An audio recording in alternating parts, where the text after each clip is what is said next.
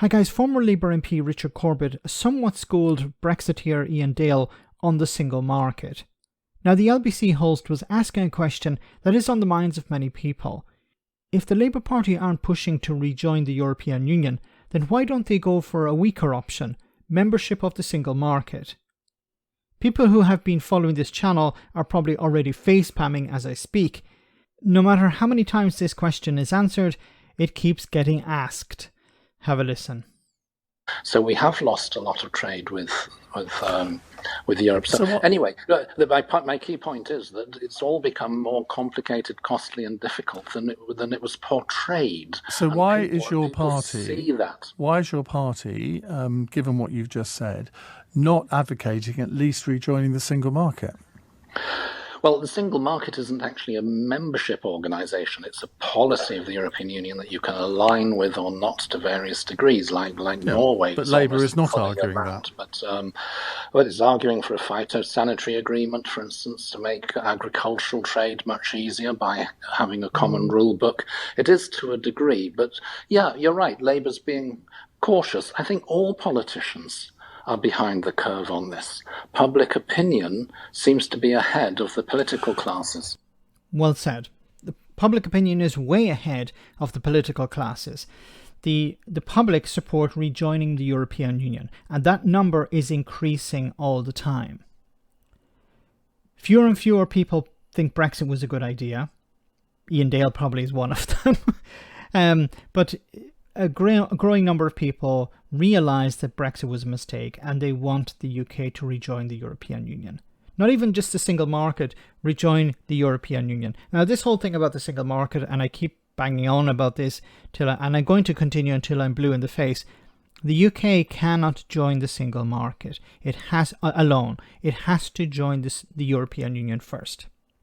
Okay, there is the other way of EFTA, but the UK is not going to go the way of EFTA. It's going to have to become a member of the European Union. Now, I'm 99% sure when I say this.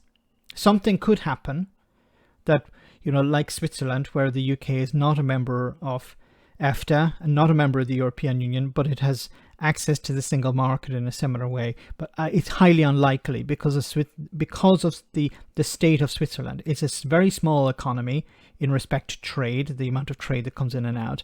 And it's been a real pain in the behind for the European Union, and they don't want to go through that again. And we're talking about a process that had started in something like 1992. So if the UK wants to go down the Swiss route, I don't think that's going to happen. If it does, it's going to be joining the single market sometime in the 2040s or 50s even. So I don't see it going that way. The logical route is to rejoin the European Union and then be part of the single market. But why is it always a problem? Why is it this case that, maybe the UK can join the single market and not be a member of the European Union? Well, there's this unfortunate idea that being a member of the European Union is bad. So the UK can just cherry pick instead. So to be a member of to be part of the single market, you have to respect the four pillars. The first of the four pillars is freedom of movement of goods, freedom of movement of capital, freedom to establish and provide services, and of course, the big one, freedom of movement of people.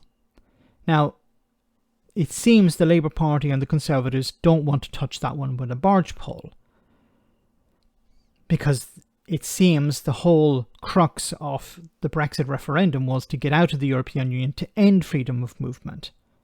Immigration was the driving issue. So no party wants to talk about immigration. No party wants to talk about bringing back freedom of movement. And that's why we've heard the Labour Party say, no, we're not bringing back freedom of movement. We're not bringing back freedom of movement. It's frustrating because freedom of movement is actually a benefit to the UK economy. It's a benefit to British people. Freedom of movement was sold as this terrible thing because it allows immigrants to come into the UK and live off the welfare state and stuff like that, which was of course all false. But it was never sold as, well, it's actually something that benefits British people. They are free or freer to move and live abroad like other European citizens. That's gone now. That's a loss for the British people. And I really wish politicians would not sell freedom of movement as this terrible thing that needs to be avoided, but as a massive benefit for Britain. Allowing businesses to get access to the workers they need, but also allowing British people to travel, to work abroad, to live abroad without the restrictions that currently exist. The politicians need to be honest. And I've said this before, there are things that will be pretty unpalatable for the UK if it wants to be part of the single market through EU membership.